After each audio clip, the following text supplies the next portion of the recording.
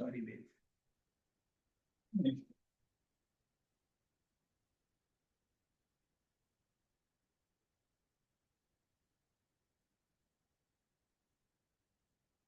Sorry. Okay, so I'm audible? Yes, ma'am. Okay, so as I was talking, like radiomics and artificial intelligence are modern technologies which can help the doctors as well as the patients. So how they are going to help, that I am going to discuss. In the medical images like CT, ultrasound, MRI, X-ray, the reporting which we are doing, like radiologists we are doing or clinicians are interpreting, they are all qualitative interpretation, and the images contain much more hidden data within that, like which is the quantitative data, and that can be extracted by the help of radiomics, and that quantitative data is based upon the signal intensity, the attenuation, as well as the multiple features, the pixels. Like in photograph, we see pixels like that. In CT, MRI scans, there are pixels. So that pixels can be converted into numbers by the radiomics. So as it's written here, radiomics turns the pixels and voxels into numbers that describe a lesion, as well as it also converts the signal intensity and attenuation of the CT images into numbers, and that will be described by the artificial intelligence to predict the different types of data, which will help the clinicians. So why it is required? Because as we know, qualitative assessment will have multiple inter-observer and intra-observer variability. So that variability can be addressed if it can be done quantitatively. And many times the tumors which we see, that biological behavior cannot be predicted only by the gross reporting. By the qualitative reporting, we can tell the size, shape of the lesion, but the biological behavior, how it's going to affect the patient, what is the patient survival, how it will respond to chemotherapy or not. So those things cannot be determined by the qualitative reporting. So radiomics will help in risk stratification, prognosis prediction, as well as response prediction. So in that way, it will lead to precision medicine. So when a patient comes with a tumor, what the clinician need? First, the pathological diagnosis, whether it is a cancer or non-cancer thing. Like then the pathology, whether it is adenocarcinoma or squamous cell carcinoma, then the stage, at what stage is the tumor, like it's within the confined area or it has gone to distant organs. So those things has to be staged, and to detect which to plan the treatment, which biomarker is required, like which type of mutation, what is the molecular change in the tumor that is required to target the chemotherapy, and also to prognosticate the tumor, like what's going to what can be the survival of the patient with this tumor, and with treatment what is the response. So for these things the patient has to undergo histopathology. So for histopathology, we have to do biopsy of the lesion. And excuse me. So biopsy of the lesion is first, it is invasive, means it has to like we have to prick a needle into the patient. That is invasive. And second thing, it cannot entirely sample the tumor. The entire tumor cannot be sampled. From a particular area, we can take the lesion, and the tumor can be heterogeneous. So we cannot sample all the areas. So that is another disadvantage. Third thing, sometimes it will be in a difficult location, like it will be surrounded by many vital structures. So in that area, we cannot reach. So that cannot be again sampled. So in that cases, we cannot detect the tumor type, the stage, the biomarkers, the response evaluation, everything will be difficult. Excuse me. So for that, radiomics will be helpful. So as we see, radiomics can be helpful in predicting the molecular characteristics so that the treatment plan can be done, as well as it can show the biological behavior by showing the expression of different biomarkers like PDL1, microsatellite instability. So those things are required to again plan the treatment. It can also, without gone for surgery, it can detect the involvement of lymph nodes, whether there is microvascular invasion or not, whether there is distant metastasis. So those things also radiomics can detect. And it also tells about the response to chemotherapy. After certain chemotherapy has started, certain treatment has started. So whether the patient is responding to the tumor or not, the treatment or not, that can also be detected by radiomics. First of all, it is non-invasive, and so it is repeatable. One invasive thing cannot be repeatable to a patient. So in that way, it will be helpful. So it, how it does those things? So it can extract many types of features. Like in normal images, we only tell about the size, shape of the lesion and the adjacent organ invasion. But it, in addition to the size features, it can also tell about the sphericity, the surface area, elongation, like these are the shape features. Depending upon the intensity, it can it can extract many histogram features, and also the texture features on the basis of pixel. So in that way, it will be very much helpful.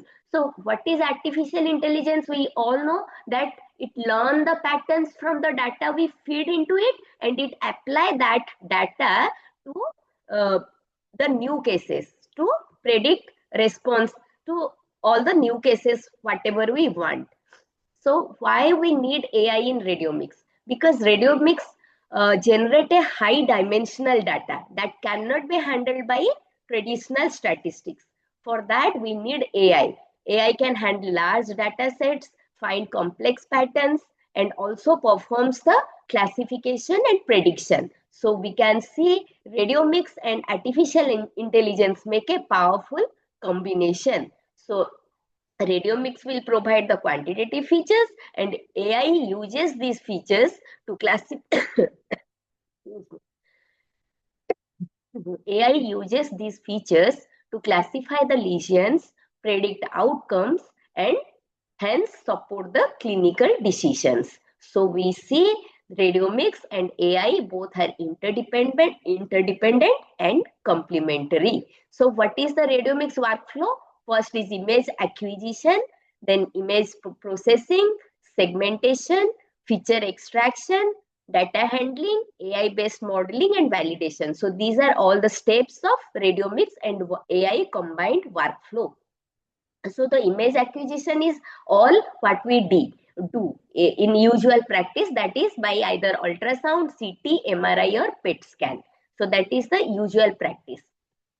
Then processing will be done by the CT scanner or the scanner, MRI scanner, whatever is available.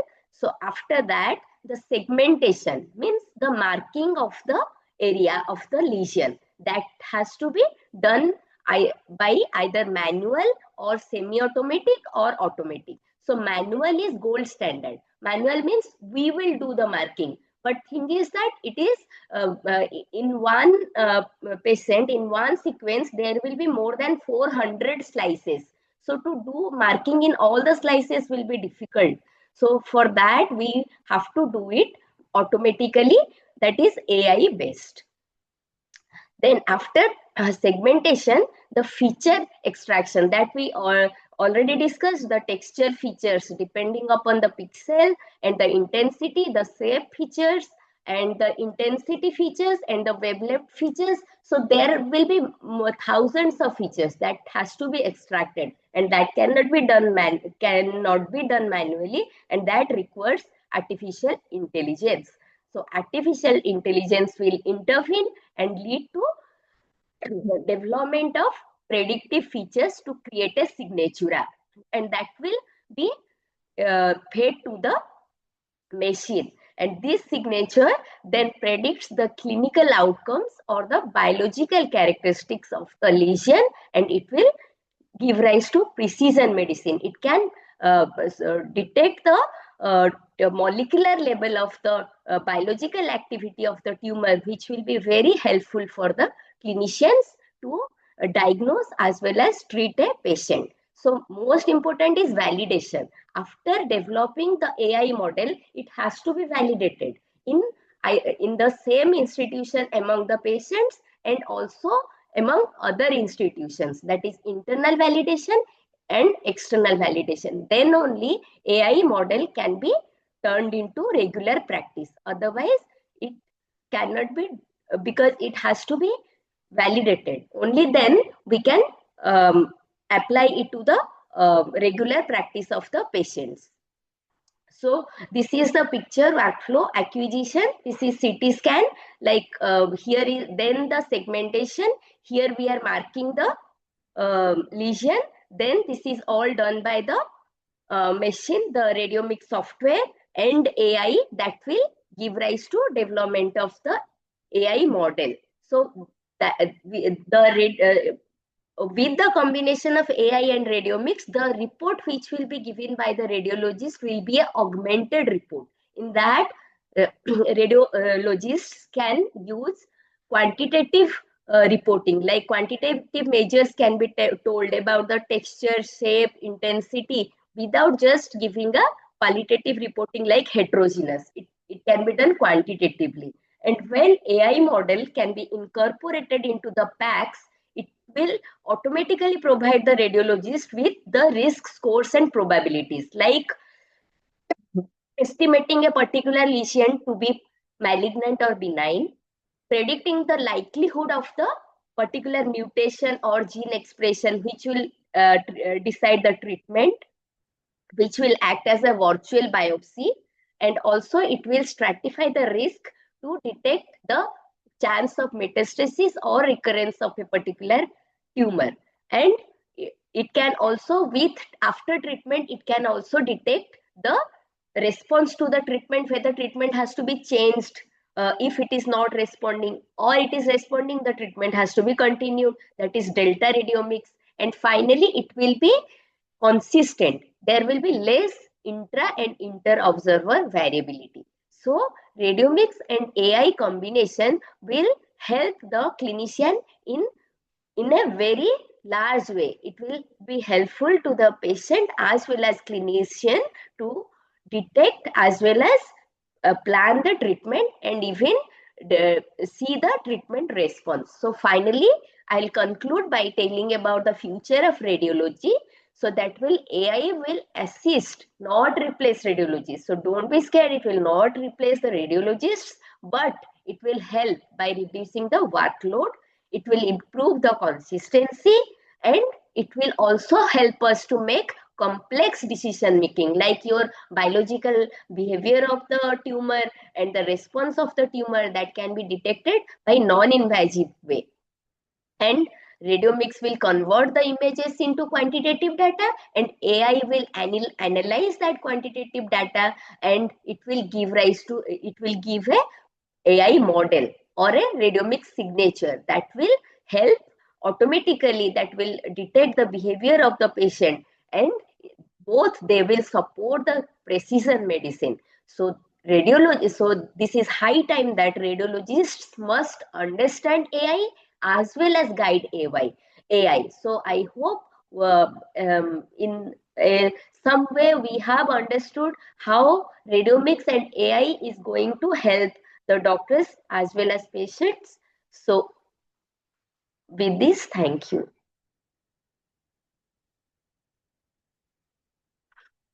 Any questions?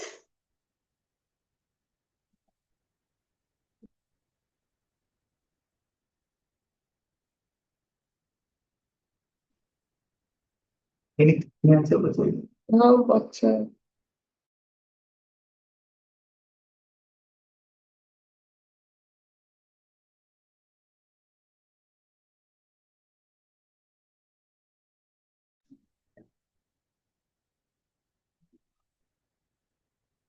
Yes, you can unmute yourself now. Yes, Vivek. Hello. Right, sir. Good morning. This is Dr. Ponappa here. I just wanted to know if there is any standardized formats in using all the features of imaging modalities, scanners, CT, MRI in Radiomics. Actually, sir, it's now in a research, like it's all developing. So it's not properly now, it's not available in a format, but researchers have already done some signature for some aspects, like for lung cancer, it has been done. So now it's there is no format available as such, but many Okay. articles are there for which, Okay. in some aspects, the Radiomics Signatura have been developed. Acha. Thank you. Thank you very much. Any other question? Yes, Vivek. Good morning, ma'am. Ma'am, I have a basic question. Actually, ma'am, our question is, ma'am, in many cases, cancer is diagnosed only at advanced stages, even though the tumor may have been present earlier.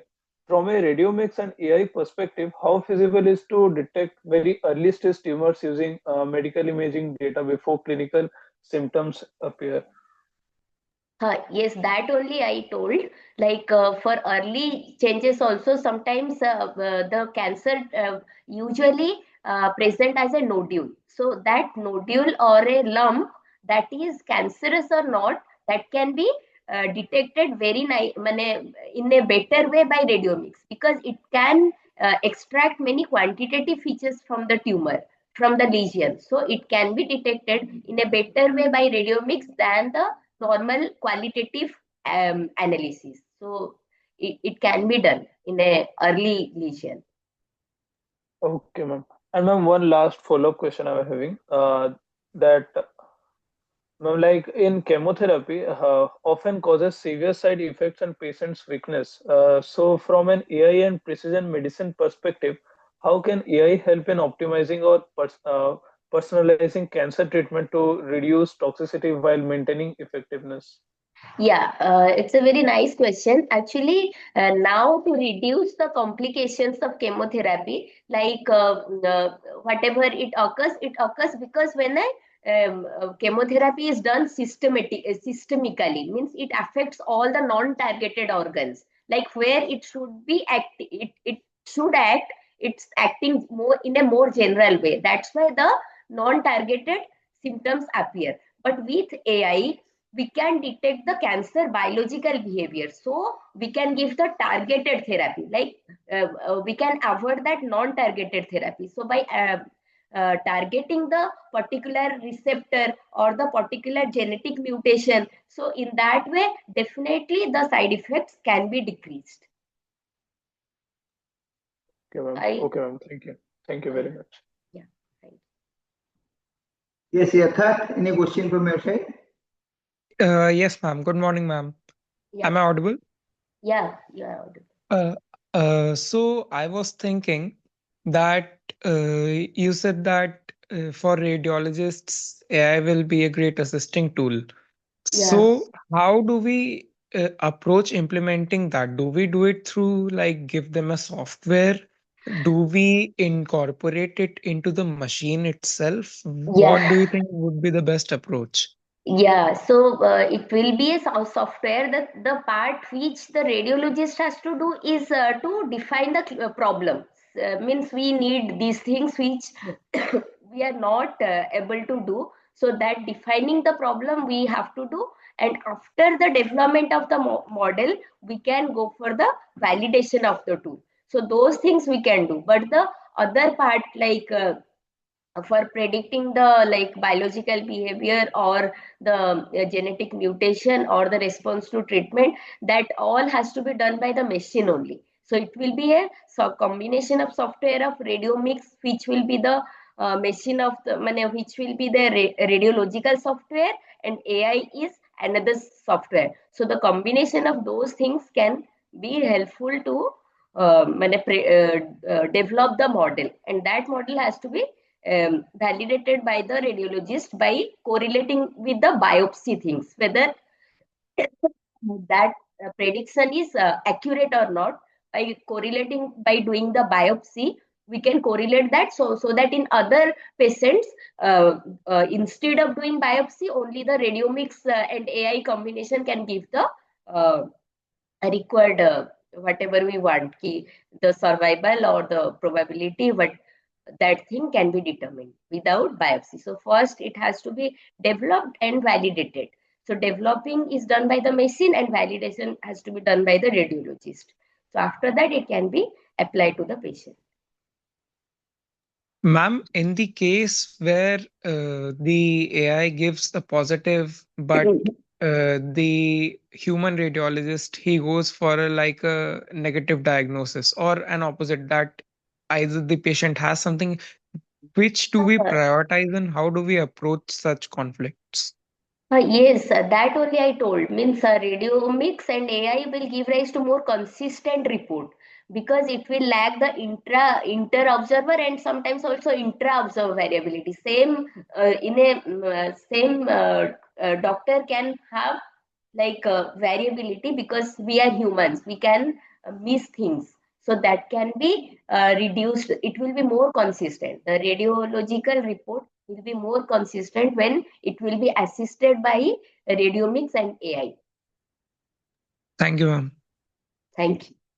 Thanks, Ellen. Okay, thank you very much. I have a question, madam. Next Good session morning, will madam. start just after this. Just all of you join. Madam is there? Okay, madam. Yes, yes, madam is here. Yes, Yes, yes. Yeah, madam. Good morning. Sir, yes, sir. Yes, madam. Only for curiosity, I want to know something. You are from the medicine practice, so means I am from computer science. Okay, These sir. Good things, morning. AI, ML, these things you are reading in your syllabus in academic, or only for your research you are using this? For you, because you are young enough and you must be reading these things by your own, or it is in your syllabus? No, now it's not incorporated in the syllabus. Now it is all in the research phase. But as this is the future, means it's very rampantly research is going on in many institutions, and it's coming up. So definitely it will be the future. But now we are not practicing it. While now at present we are not practicing. Okay, so for your research, you are reading by your own and applying it in the We are future. reading the literature, and we are taking help of the biomedical personnel and application engineers. So collaborating with them, we are doing research. Okay, so the means the doctors, those are in their older ages. Now they are means ready to accept these things, AI, these things. When we are doing some research with them, they are ready to accept it, or they are taking their own knowledge, the traditional knowledge, and they are not ready to accept these things. Just for curiosity, I am asking this. Uh, Sir, actually, no. Yes, sir, they are ready to accept. They are not means in the prejudice that they are going. It's going to replace radiology. Sorry. So they are like I'll tell they are not bothered. Means they Yes. are in a different uh, zone. Means Yes. they are not involved. Neither they are involved in these things, nor they are denying these things. Like they Okay. are not. They are like apart from AI now. Yes. Means Yes. so mostly our generation and the future generation, they are involved in these things. Because presentation you have told many things in ML and DL also, deep learning, machine learning. So Yeah. that is I'm wondering how you know all these things on, and by reading by your own, or it By is in reading only. By reading only, because Okay. now the thing is that the softwares itself is very costly. The Radiomics software itself is more than 50 lakhs, 50 to 60 lakhs. So it's difficult to get it also. So now, and everything is now in the research phase. Everywhere research is going on, but as I have analyzed the research, the different literatures, so it's going to be future, because already many targeted therapy and immunotherapy has come up. Now it is very costly, but as we all know, initially the laptop was so much costly, so now the price is going down. So that in that way, the software will also go down in the cost, as well as it will be more available, and the targeted therapy, immunotherapy, their cost also go down, and it will be also used commonly, so that both the clinicians as well as the patients will be very much helped, will be benefited. Okay, ma'am. Thank you. Thank you. Thank you. Thank you. Thank you. So all of you just join. Okay, I'm just ending this meeting. All of you join. Padra sir, just come to my chamber.